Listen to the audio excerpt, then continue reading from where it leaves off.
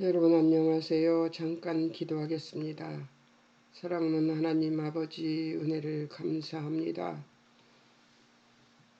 하나님께서 힘을 주셔서 방송을 할 수 있도록 주님 축복해 주시니 이 은혜를 감사합니다. 오늘도 힘내서 하나님의 주의 아버지 귀하신 진리의 말씀으로 우리 스스로들을 거룩하게 할 수 있도록 도우시고 인도해 주옵소서. 오직 성령님을 의지하오니 함께 해주실 것을 믿으며 예수님의 이름으로 기도합니다. 아멘. 누우면 끙끙거리는 소리만 나지 힘이 안 나는 그런 상태에서 방송을 하니 이해를 해주시기 바랍니다. 오늘은 24장, 25장 관찰 작업입니다. 관찰 작업은 주제별 목록을 한 다음에 여러분들이 이렇게 장 제목, 중심 단어, 단락 구분 이런 것 순서를 해야 되는데 여러분들이 하실 수 있는 분들이라고 생각해서 이제 제가 방송하는데 이런 일들을 하지 않습니다. 혹시라도 처음 듣는 분들은 매 방송의 처음에 말하자면 과목마다 제일 처음에 주제별 목록하는 것이 나와 있습니다. 그 방법을 찾아서 해보시면 좋겠습니다. 자, 24장 장제목은 세상 끝날의 징조들에 대하여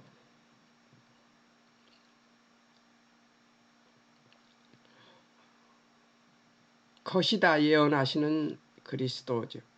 이럴 것이다 저럴 것이다 하는 예언을 하시는 예수 그리스도라는 얘기죠. 자, 1절에서 13절은 예수님의 성전 파괴 예언과 세상 끝날에 대한 권면, 그리고 14절에서 28절은 대환란에 대한 행동 지침, 또 29절에서 31절은 대환란 후의 징조, 그리고 32절에서 51절은 그날에 대한 세 가지 권면이 들어 있습니다. 24장이 굉장히 길고 많습니다. 한번 빨리 달려가 보도록 하겠습니다. 1절에서 13절에 새 성전 파괴 예언 끝날에 대한 권면입니다. 24장 1절에서 2절에서는 예수님께서 성전의 파괴를 예언하십니다. 언제? 첫 1절 제자들이 성전 건물을 자랑하려 할 때 얼마나 좋습니까? 얼마나 아름답습니까? 하고 제자들이 그렇게 성전에 대해서 성전에 대해서 얘기를 하고 있습니다. 그럴 때 바로 예언을 하십니다. 뭐라고 예언하십니까? 2절에 이 성전 돌 하나도 돌 위에 남지 않고 다 무너지리라고 얘기를 하십니다. 3절에서 13절은 끝날에 일어날 일에 대해서 말씀하시는데요. 뭐라고 말씀하시는가 볼까요? 제자들의 세 가지 질문. 3절 어느 때 이런 일이 성전 파괴가 일어날까요? 또 주의 임하심 재림은 언제인가요?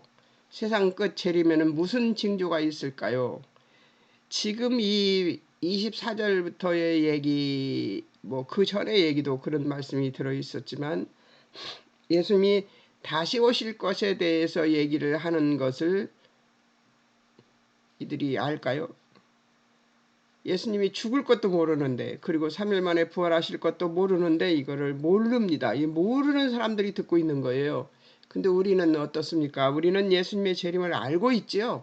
알고 듣습니다. 여러분 그것이 얼마나 큰 차이가 있는지 아실까요?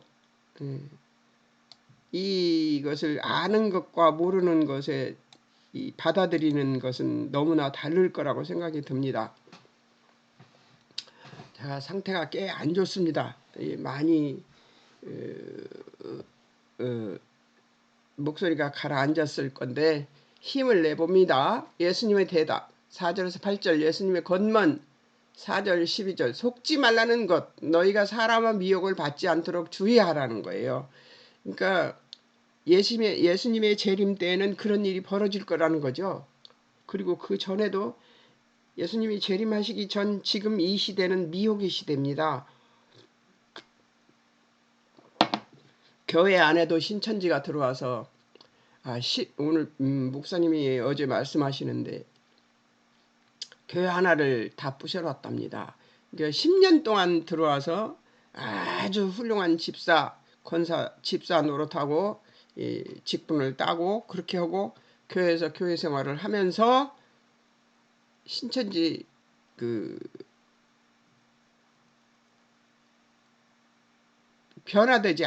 신천지에서 변화되지 않는 사람이 그 교회를 뒤집어 놨다고 합니다. 사람들을 살살 꼬셔서 이제 신천지로 데려간 것이죠. 속지 말라는 것, 낙심하지 말라는 것, 난리와 난리의 소문이 들어도 너희는 삼가 두려워하지 말라. 우리가 두려울 것 없지요? 예, 예수님 오셔도 우리는 어디로 가요? 천국에 갈 거니까요.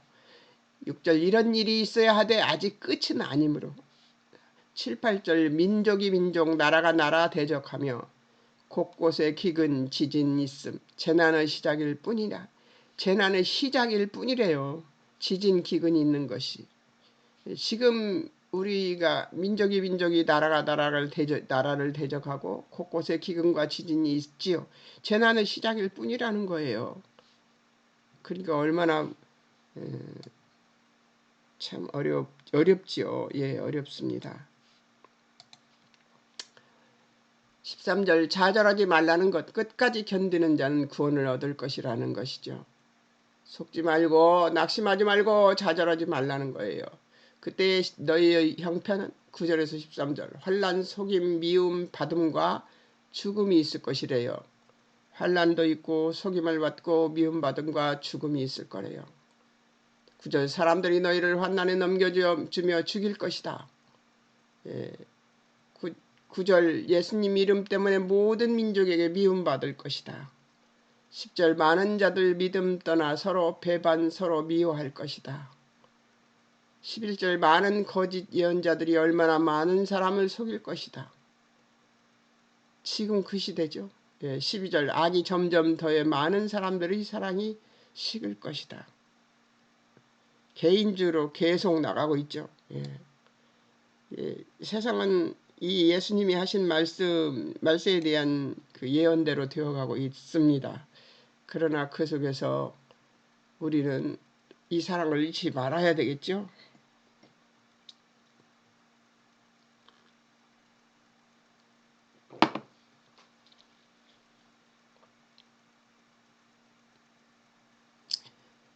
이제 견디는 자의 복 13절 관주와 끝까지 견디면 구원을 얻을 것이다. 13절에 나오죠.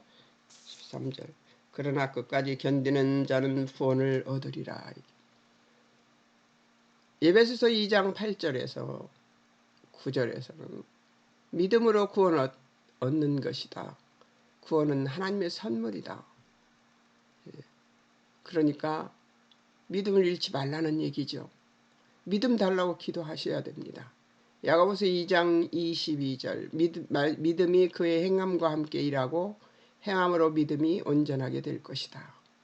믿음을 지켜야 된다는 얘기를 하고 있는 거예요. 히브리서 3장 6절에서 12절 14절 6절에서는 소망 확신 자랑하고 끝까지 굳게 잡으면 우리는 그의 집이 된다.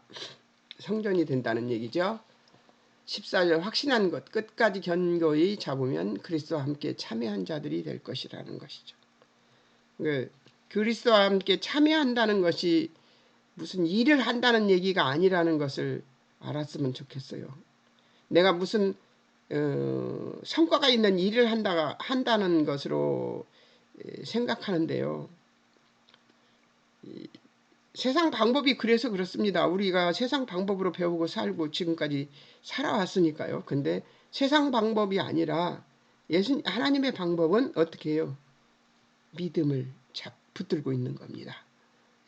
믿음을 붙들고 믿음대로 살고 있으면 하나님께서 확실한 것 끝까지 견고히 잡으면, 그러니까 믿음을 잘 붙들고 있어야 된다는 얘기입니다. 믿음 달라는 기도를 반드시 해야 된다고 저는 생각합니다. 여러분. 자, 대환란에 대한 행동 지침이 나옵니다. 14절에서 28절에 이제 나오는 건데요. 대환란에 대한 행동 지침이 있습니다. 멸망할 것, 하나님 자리에 설 때가 있습니다. 오직 하나님 믿고 사람 믿지 말아라. 그렇습니다. 사람을 믿는 것은 어리석은 일입니다. 그렇다고 해서 목사님도 안 믿고 그 멘토들도 믿지 않고 막 이렇게 살라는 얘기는 아닙니다. 그러나 그들 뒤에서 역사하시는 하나님을 믿으라는 얘기지,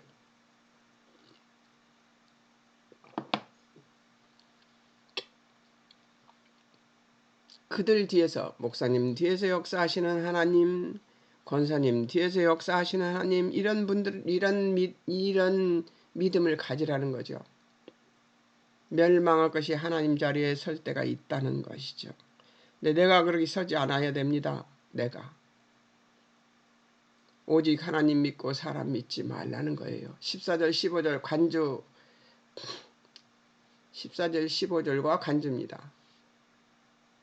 주 재림 시기와 취할 행동입니다. 시기에 대한 하나님의 마음, 오래 참으심으로 온 인류 구원을 바라시는 것이죠. 14절 천국 복음 모든 민족에게 증언 기회에 온 세상에 전파될 때 끝이 올 것이라고 써 있습니다.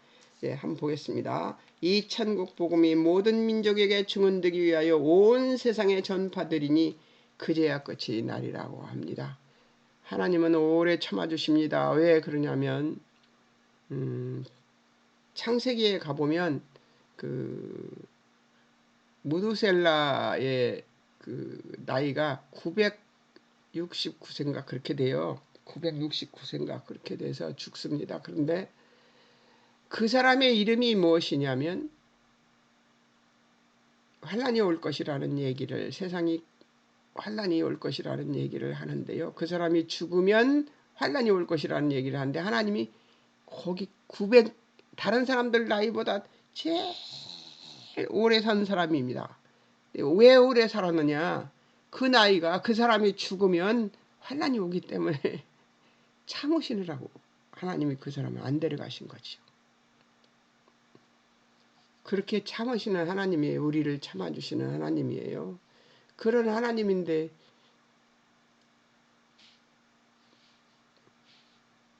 그런 하나님이 심판의 하나님이시라고만 고집하는 사람들 생각은 무슨 뜻에서 하나님을 그렇게 생각하는지 모르겠습니다. 또 누가복음 21장 20절 24절 예루살렘 군대들에게 에워싸일 때, 예루살렘이 군대들에게 에워싸일 때가 그런 때라는 것이죠. 계시록 14절 6절에서 7절 땅의 모든 인류에게 전할 영원한 복음 가진 천사 심판시가 날리고 있습니다. 15절 하나님이 정하신 때 멸망을 가정한 것이 걸어간 곳에 선 때, 하나님 자리에 선 때죠. 그들의 형상과 행위, 다니엘서 9장 27절 행위, 장차 많은 사람들과 더불어 7년 계약을 맺을 것, 절반이 지났을 때 유대의 제사와 예물을 금지하고 성전 더럽히며 거기에 흉추한 것이 설 것이다.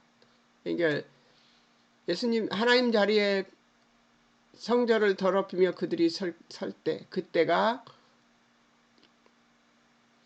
그들이 결국 작정된 종말까지 하나님의 진노가 쏟아질 것이라고 합니다.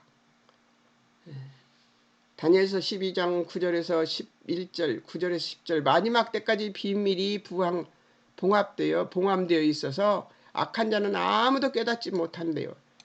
또 지혜자만 깨달았습니다. 믿음 안에 들어있는 자를 지혜자라고 하죠. 매일 제사 앞에 하며 멸망에 할 가증한 것을 세울 때부터 그렇게 된다는 것이죠. 그들의 행위, 데살로니가 후서 2장 1절에서 4절 1, 2절 재림 때 영으로 말로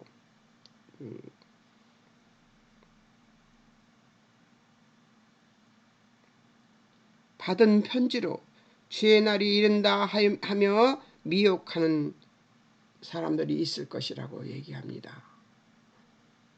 놀랍지요.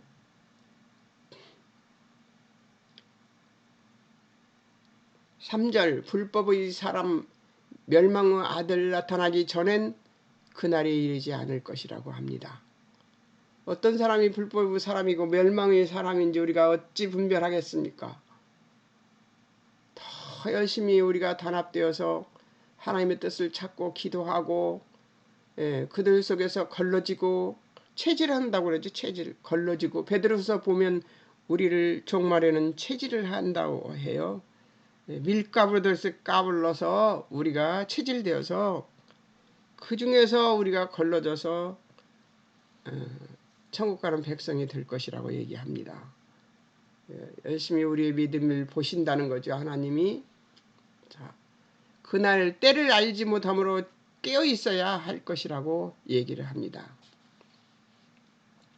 주의 날 대환난의 주의 날에 사람들에게 준 경고를 한번 보겠습니다. 뭐라고 경고하셨을까요? 16절, 17절. 유대에 있는 자들은 산으로 도망하라. 18절, 19절. 아이벤 자들은 젖먹이는 자들 화가 있을 것이다. 그때까지 아직 믿음이 바로 서지 못한 자들은 화가 있다는 얘기예요. 17절. 지붕에 있는 자 집안에 물건 가지러 가지 말라는 거예요. 세상에 미련 두지 말라는 거예요. 이 루스 아내처럼 18절. 밭에 있는 자는 겉옷을 가지러 가지 말고 뒤도 돌아보지 말라는 거예요.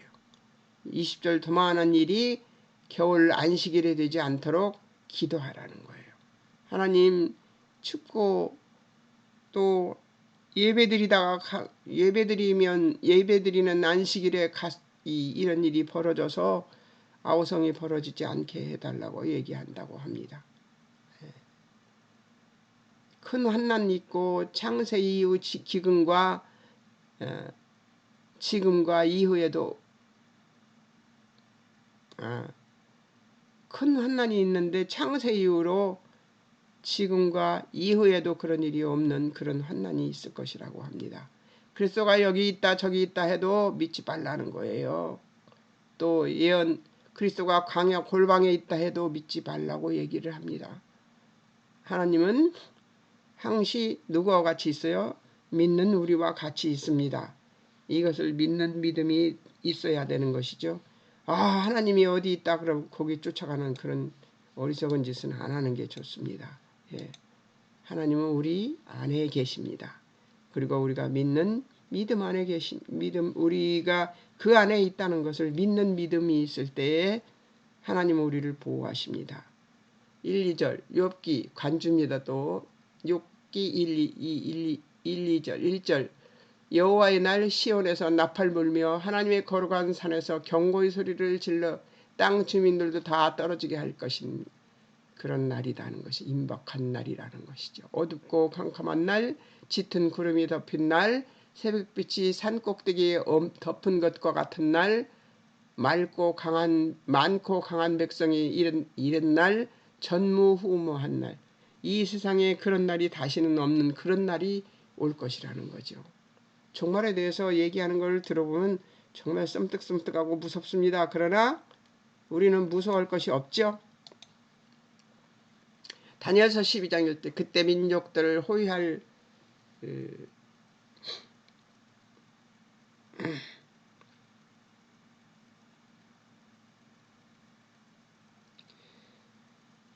큰 군주 미가엘이 나타날 것이고 계곡 이르러 없던 환난이 있을 것이고 하나님 백성 중 책에 기록된 모든 자가 구원받는 날일 것이라고 얘기합니다. 그러니까 하나님 책에 기록된 사람만 구원받을 것이라는 것이죠. 그때는 큰 군주 미가엘이 일어날 것이래요.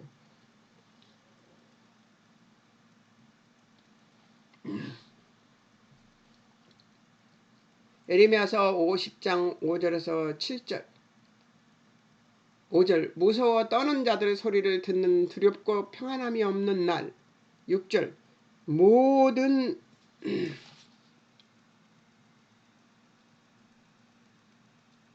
남자 해산하는 여자같이 손허리에 대고 겁에 질려 새파래지는 날, 슬프고 엄청난 날, 야곱 환난의 때라는 거죠.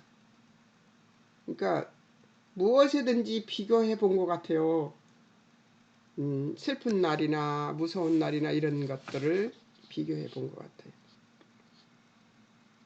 다니엘서 9장 20절에서 27절, 계시록 6장 19장 묘사예요. 어떤 묘사를 경고의 이유요. 24절, 그리스도들, 거짓 그리스도들, 선자들이 큰 표적 기사 보여 할 수만 있으면 택한 자들도 미혹할 것이므로 인자의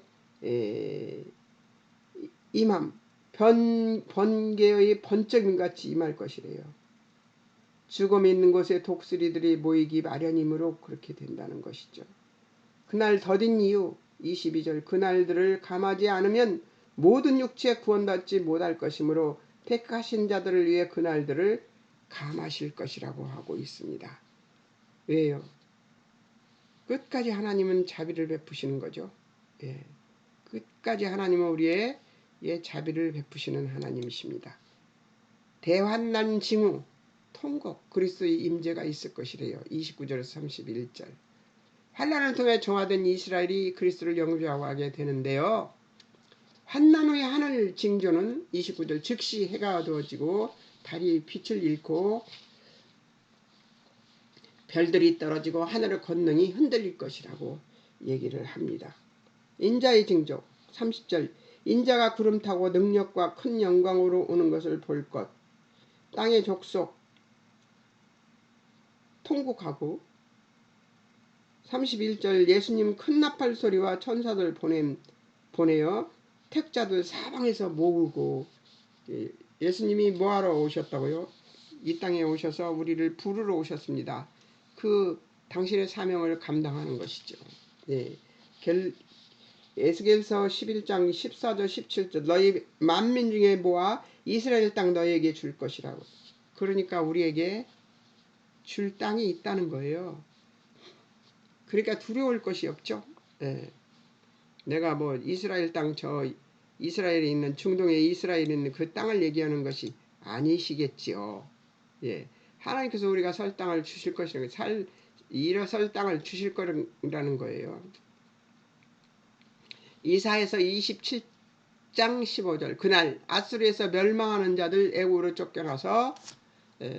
쫓겨난 자들 돌아와서 예루살렘 성산에 여호와께 예배할 것이래요. 쫓겨났던 사람들, 멸망받았던 자들도 모두 돌아와서 회복하는 날이라는 거죠. 예. 그날은 예수 믿고 구원받음을 믿는 사람들에게는 복된 날이고, 그렇지 않은 자에게는 괴로운 날이겠죠. 예. 여러분들은 어떤 믿음을 가지고 계십니까? 나는 천국 못 가. 나는 갈 수 없어. 지금도 그렇게 말하고 있는 분이 계십니까? 예수 그리스도가 나를 위해서 십자가에 죽으시고 3일 만에 무덤 속에서 부활하셔서, 죽은 자들 가운데서 부활하셔서 우리의 죄를 싹 다 가져가신 그 이유 하나 때문에 우리는 구원받았습니다. 이 구원받은 사실을 잊지 않고 이 믿음을 지니고 있는 사람은 어떤 사람이에요? 구원받아서 이 다음 하나님 나라에 갈 수 있는 사람이에요. 그런 사람이면 나는 구원받은 사람입니까? 아니면 내가 천국 못 가는 사람입니까? 천국 가는 사람이에요. 예수님의 구원을 믿지 못하는 사람은 그날에 발발 떨면서 괴로워하겠죠. 그날 재림 3가지 권면, 이 32절에서 51절에 있습니다. 뭐라고 권면이 나오냐면 한번 보겠습니다. 깨어있으라, 준비하고 있으라, 충성되고 지혜로운 종이 되어라 하고 나옵니다.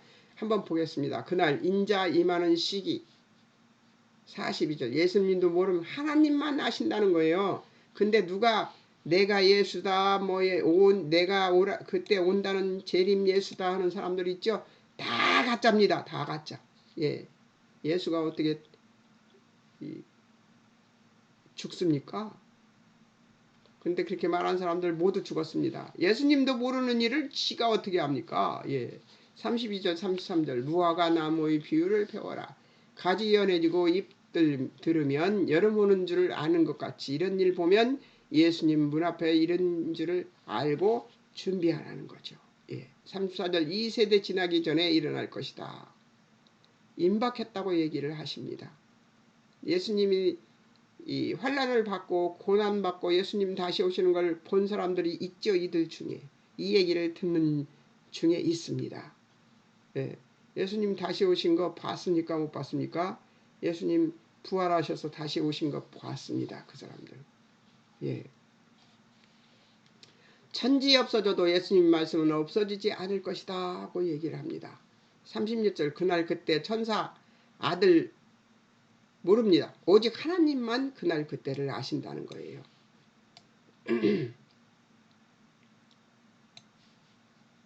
노아의 39절 37절 39절 노아 때와 같이 인자의 임함도 그러하고 홍수전 사람들 먹고 마시고 시집가고 장가들고 하면서 홍수로 다 멸하기까지 깨닫지 못했잖아요. 예.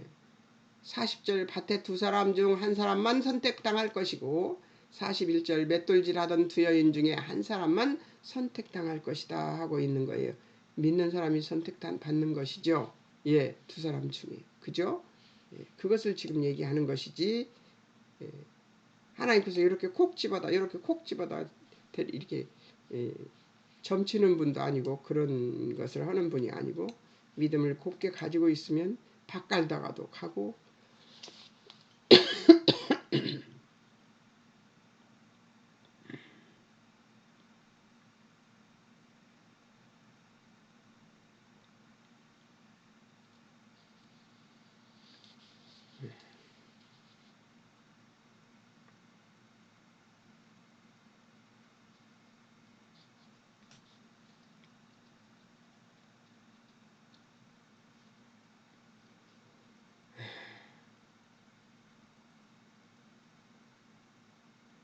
자 42절 47절 그날 선한 종의 행태와 결과 42절 깨어있으라 44절 준비하고 있으라 45절 정성되고 지혜로운 종이 되어라 이렇게 얘기를 하고 있습니다. 이것은 명령이에요. 그 이유는 42절 먼저 주가 임하는지 언제 주가 임하는지 알지 못하므로 43절 집주인 도둑 오는 시기 알면 깨어있을 것인데 깨어있어서 집 뚫지 못하게 했을 것인데 그런 것 같이 도둑이 드는 것처럼 하나님은 그렇게 예수님은 그렇게 오실 것이래요. 준비하고 있어라. 이유 생각지 않은 때에 인자가 올 것이므로.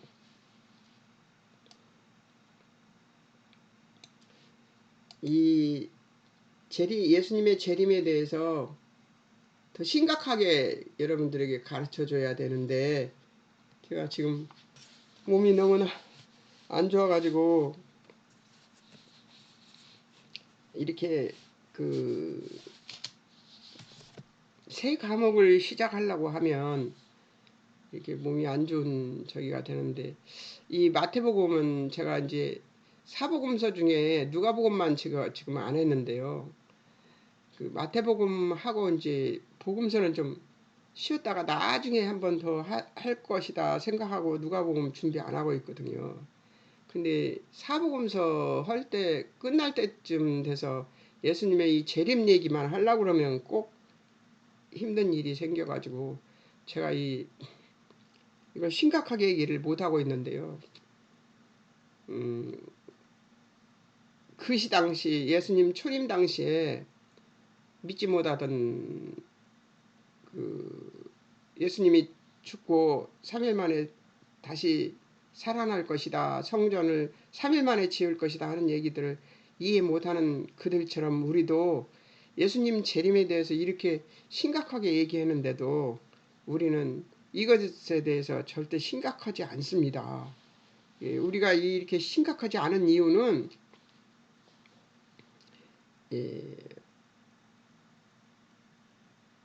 하나님의 자비나 인자와 오래 참음 이런 것들을 너무 많이 이해하는 것 때문에 그럴 수도 있고요. 또 에이 세상 구석구석 말씀이 안 전해지는 데가 없는 날이 어디 있어.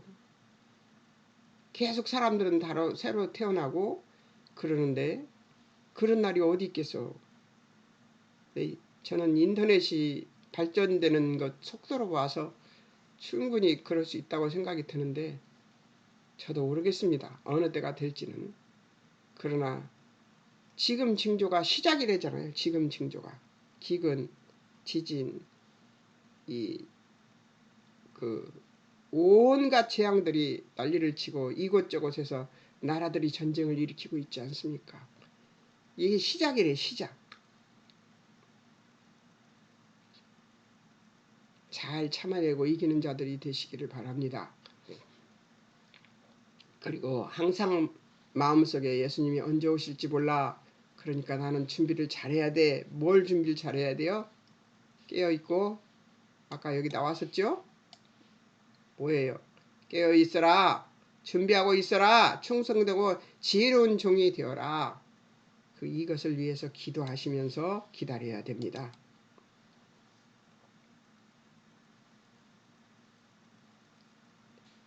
그 이유는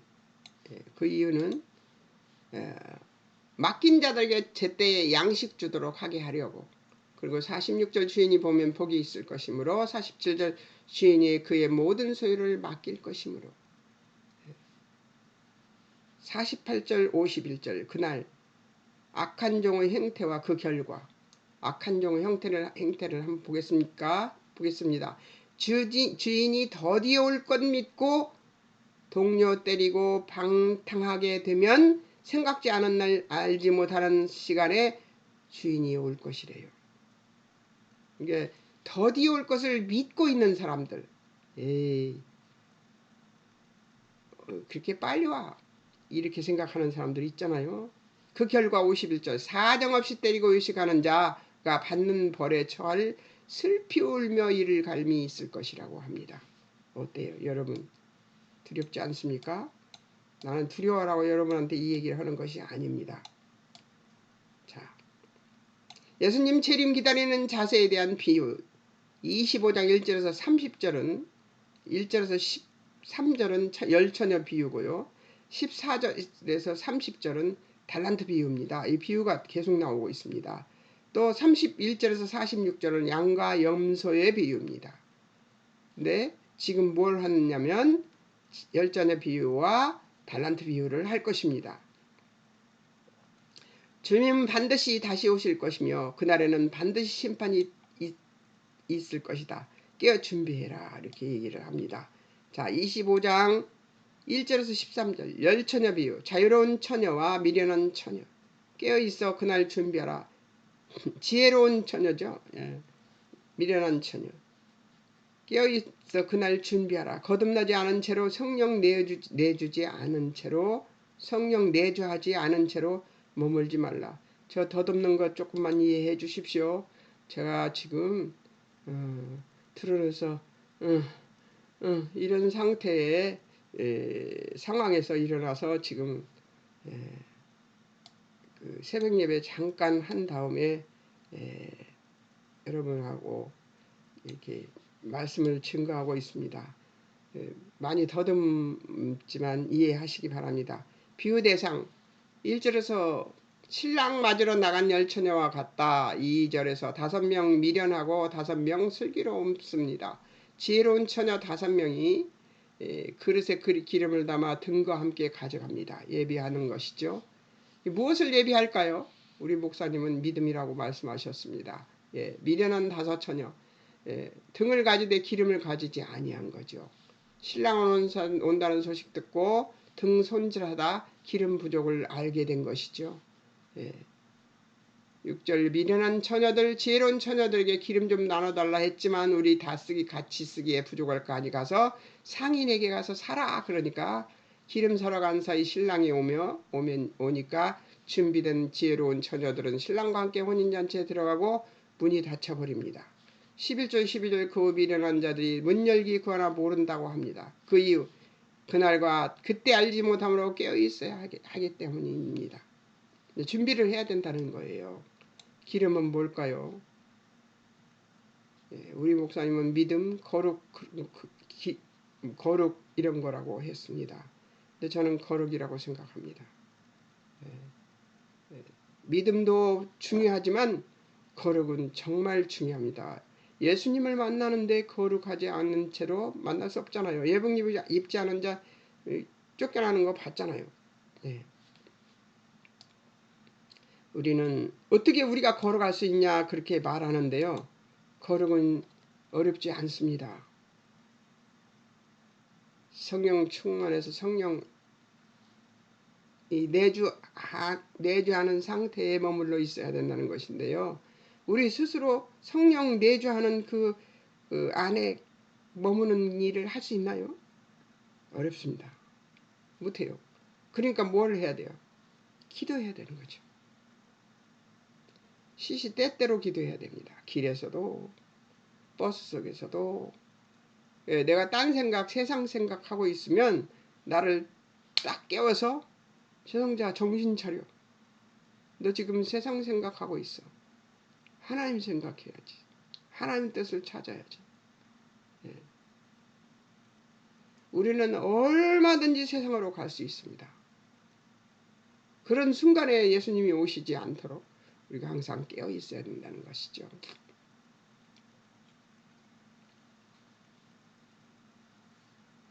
그날과 그때 알지 못함으로 깨어 있어야 하는 것입니다.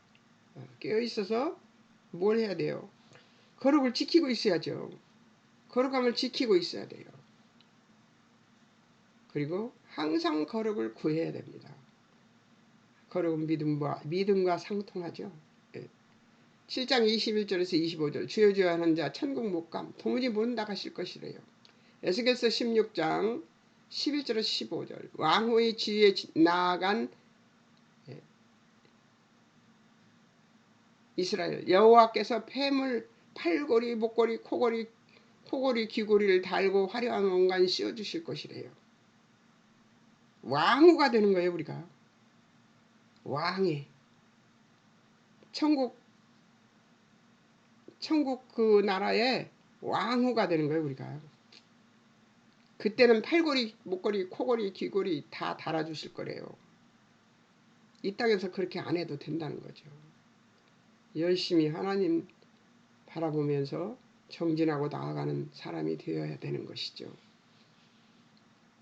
우리가 못한다는 것을 알고 그것을 우리가 준비할 수 없다는 걸 알고 기도해야 되는 것이고 알고 믿음도 구해야 되고 알고 거룩도 구해야 되는 것이죠.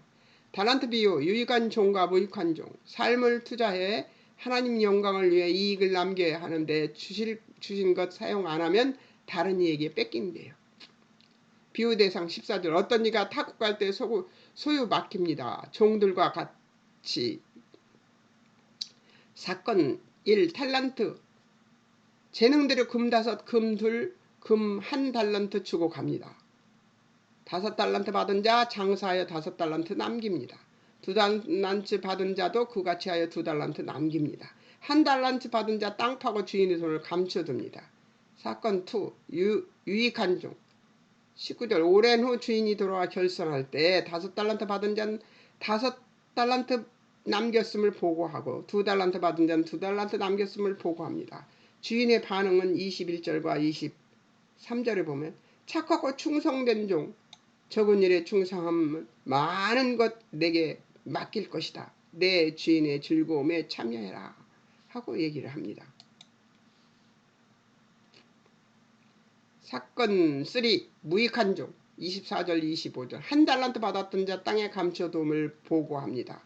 주인의 반응 26절 27절 악하고 게으른 종이 아니면 돈을 취리자에게 맡겼을 것이다. 28절 1 달란트 빼앗아 10 달란트 가진 자에게 줄 것이다. 주라 이렇게 얘기를 합니다. 주인의 판결 있는 자 받아 풍족하게 누리고 없는 자는 있는 것까지 빼앗길 것이다. 30절 무익한 종을 바깥 어두운 데로 내어 쫓으라 슬피 울며 이를 갈 것이다. 그 게으르면 안 되겠어요. 그죠? 그래서 우리에게 능력 맞는 기회 주실 것이고 숫자 아닌 신실함 문제인 것이죠. 상대평가가 아닙니다. 하나님의 기준에 의한 평가입니다. 그러니까 누구도 비교할 필요 없어요. 어떤 사람이 어떻게 믿고 있는가 그거 보느라고 애쓸 필요 없습니다. 예, 그 사람보다 내가 더 나아야 된다고 할 필요도 없어요. 그 사람 믿으면 그 사람이 하나님께 평가받을 것이고 내 믿으면 내가 하나님께 평가받을 것입니다. 사람들 눈치 보시지 말고 이 세상 사람들은 다 저 사람은 어떻게나 보고 흉내내기도 하고 따라가기도 하고 쫓아가기도 하고 그렇습니다. 그러나 하나님의 백성은 그럴 필요가 없습니다. 나와 하나님과 관계에서 하나님이 이 세상에 나밖에 없는 것처럼 평가하시는 그 하나님의 절대평가 앞에서 살아야 됩니다. 네. 우리는 사람의 기준에 따르지 않고 하나님의 기준에 따릅니다. 다음 주에는 이제 목요일 날에는 건강해져서 여러분들을 만났으면 좋겠습니다. 힘을 낼 수 있도록 기도해 주십시오. 잠깐 기도하겠습니다. 사랑하는 하나님 아버지 은혜를 감사합니다. 우리의 능이 아닙니다. 하나님의 능이시고 우리의 거룩이 아닙니다. 하나님이 거룩하게 하셔야지 우리가 거룩해질 수 있습니다. 기준이 하나님이십니다. 이유도 근거도 하나님이십니다. 하나님만 우리의 이유와 근거가 되시는 줄을 믿으며 아버지께 의탁하고 아버지께 신뢰하고 아버지 앞에 우리의 이런 말 써서 죄송합니다. 미천을 다 드러내 하나님 앞에 우리의 참을 보여드리는 한 주간이 될 수 있도록 주님 우리를 도우시고 인도해 주옵소서. 주님이 우리의 주여 아버지 우리 된 모습을 보시고 우리를 고치시고 우리를 온전케 하셔서 우리로 하여금 슬기로운 처녀들처럼 기름을 잘 준비하는 거룩을 잘 준비하고 믿음을 잘 준비하고 기도를 잘 준비하고 하나님의 진리의 말씀으로 거룩을 씻어 진리의 말씀으로 거룩을 얻어서 아버지께 나아가는 우리들이 되도록 주님 인도해 주실 것을 믿으며 오늘도 함께 해주실 하나님 감사하고 예수님의 이름으로 기도합니다. 아멘. 하나님 감사합니다. 땀이 나네. 안녕히 계세요. 목요일날 뵙겠습니다.